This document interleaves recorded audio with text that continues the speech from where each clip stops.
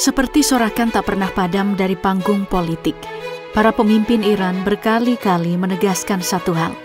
Mereka takkan tunduk walau badai senjata terberat menghantam negeri mereka. Bagaimana mungkin mereka pasrah setelah pesawat siluman Betu Spirit milik Amerika Serikat merobek langit Teheran untuk mengebom fasilitas nuklir? Iran pun bangkit, meluncurkan balasan dahsyat hingga ke pangkalan militer Amerika Serikat terbesar di Qatar. Namun, justru di tengah kobaran dendam Teheran, di mana langit think tank bergema oleh dentuman rudal, Presiden Donald Trump memilih melemparkan pernyataan yang mengguncang. Katanya, Iran dan Israel telah menyepakati gencatan senjata. Sebuah klaim yang kemudian dibantah tegas oleh Teheran. Sebuah kebohongan publik yang menggantungkan tanya, mengapa Trump menciptakan narasi false ceasefire ini? Apakah itu manuver diplomatik berani, upaya meredam amukan Iran agar tak melanjutkan serangan ke pangkalan Amerika Serikat di Timur Tengah? Atau sekadar sandiwara politik untuk menenangkan dunia sekaligus menata ulang peta kekuatan? Di persimpangan kata dan fakta inilah, kita menanti jawaban sambil merasakan ketegangan yang kian membara, bagaikan bara api yang semakin mendekati puncak ledak.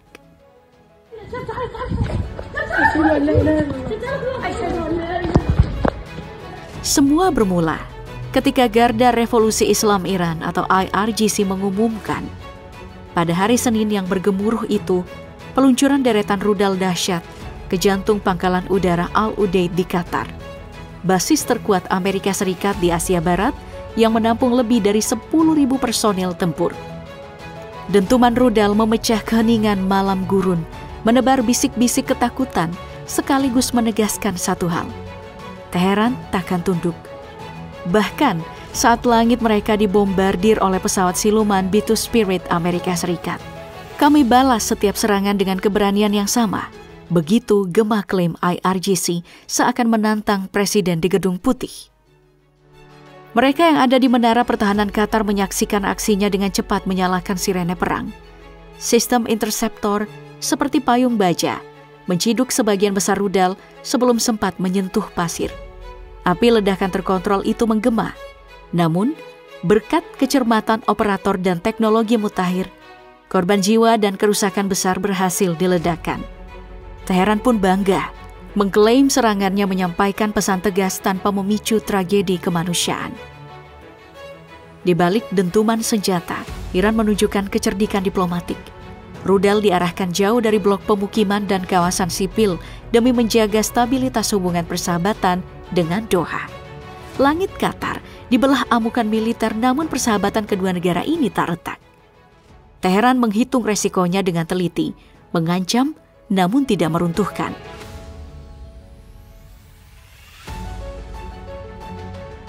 Pangkalan Al-Udeid sendiri terhampar seluas 24 hektar di padang pasir barat daya Doha. Bukan sekadar titik koordinat.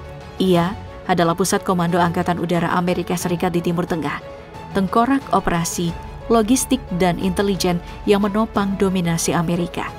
Di sanalah kekuatan Amerika Serikat mengumpul, dan di sanalah Iran menjejakkan pesannya. Melalui rangkaian ledakan terkendali ini, Iran menegaskan dualitas strategi, keberanian menantang kekuatan super, sekaligus kecermatan menjaga ikatan strategis.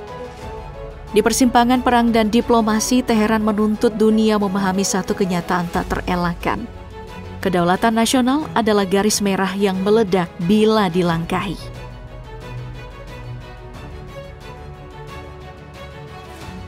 Saat dunia tercengang oleh dentuman rudal Iran, Presiden Donald Trump justru melemparkan pernyataan yang membuat pundak bergetar.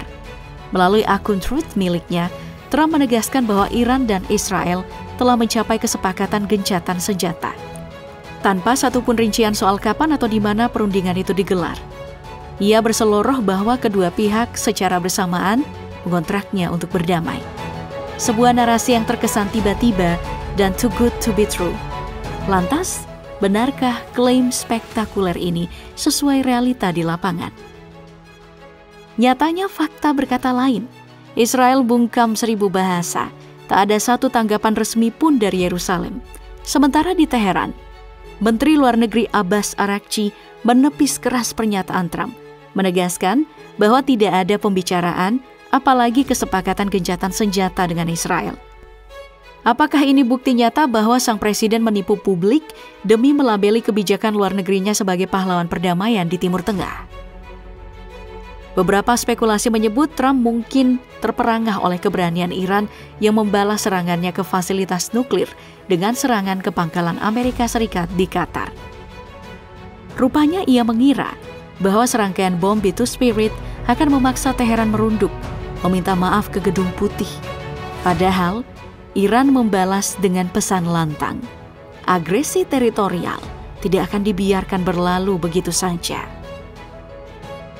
Lebih menegangkan lagi, kabar burung tentang niat Iran menutup Selat Hormuz kian menambah kegelisahan Trump. Jalur sempit ini mengangkut sekitar 1/4 minyak dunia. Tamat sudah pasokan ke Eropa, Cina, dan pasar energi utama jika tertutup.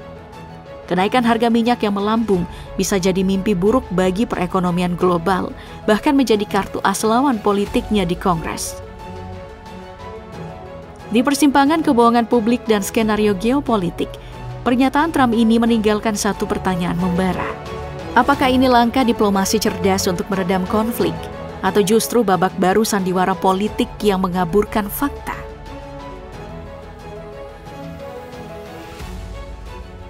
Bayangan ancaman terus menghantui Gedung Putih. Presiden Trump harus memikirkan kemungkinan Iran melancarkan serangan balasan ke pangkalan militer Amerika Serikat lain di kawasan Timur Tengah. Sebab Amerika Serikat membentangkan jaringan fasilitas tempur di tidak kurang dari 19 titik.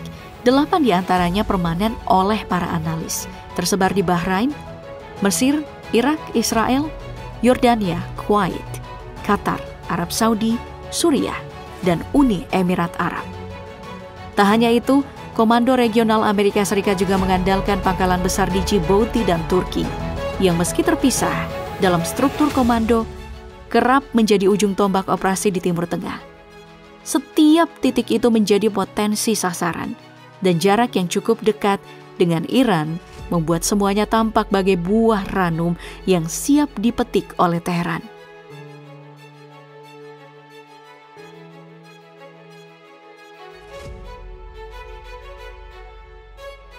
Di Bahrain, pangkalan Angkatan Laut Armada ke-5 Amerika Serikat berdiri megah di tepi Teluk Persia, basis strategis yang menampung sekitar 9.000 personil, kapal induk, dan kapal serbu amfibi.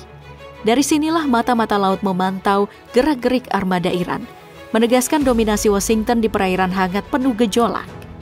Namun, jarak yang memisahkan pasir pantai Bahrain dan pesisir Iran hanyalah beberapa puluh mil laut. Cukup bagi Teheran untuk menyalakan mesin rudal dan menerobos pertahanan, menebar pesan, kami bisa menembus tameng Anda kapan saja.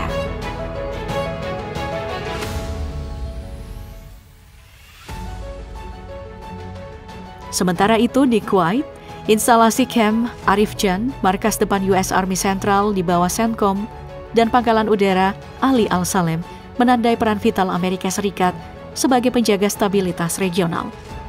Ali Al-Salem, pangkalan seluas puluhan kilometer persegi, menjadi rumah bagi Wing Ekspedisi Udara ke-386, gerbang logistik udara yang merapatkan pasukan tempur dan alutsista ke medan konflik.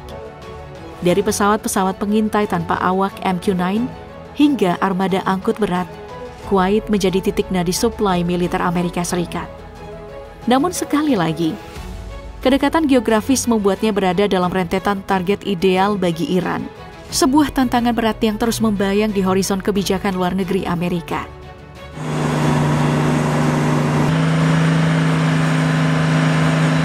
Di tengah bayang-bayang ancaman yang terus membumbung, hadir satu lagi titik rawan. Pangkalan udara Al-Dhafra di selatan Abu Dhabi. Markas strategis Wing Ekspedisi Udara yang ke-380 yang membentangkan 10 skuadron pesawat tempur dan armada MQ-9 Reapers tanpa awak. Dibangun dalam kemitraan erat dengan Angkatan Udara Uni Emirat Arab. Sekali Iran mengarahkan rudalnya ke landasan panjang itu, Bukan hanya pesawat Amerika Serikat yang terancam hancur, melainkan reputasi Washington sebagai kekuatan langit tanpa tanding.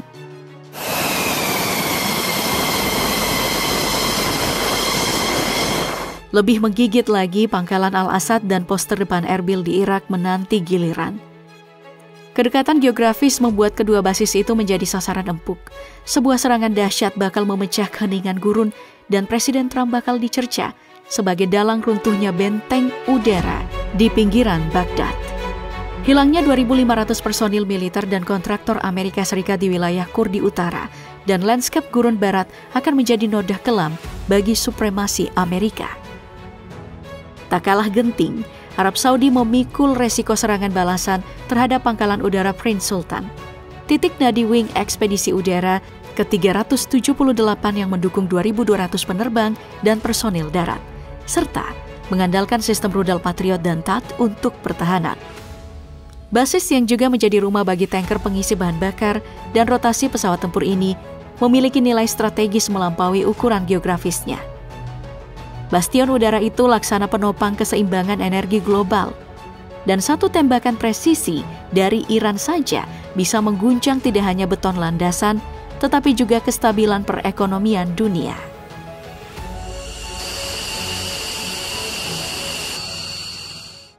Dalam peta tegang ini, setiap pangkalan adalah perekat kekuatan Amerika Serikat. Dan setiap garis bidik Iran mendebar pertanyaan. Siapakah yang akan terdiam ketika langit Timur Tengah kembali bergolak?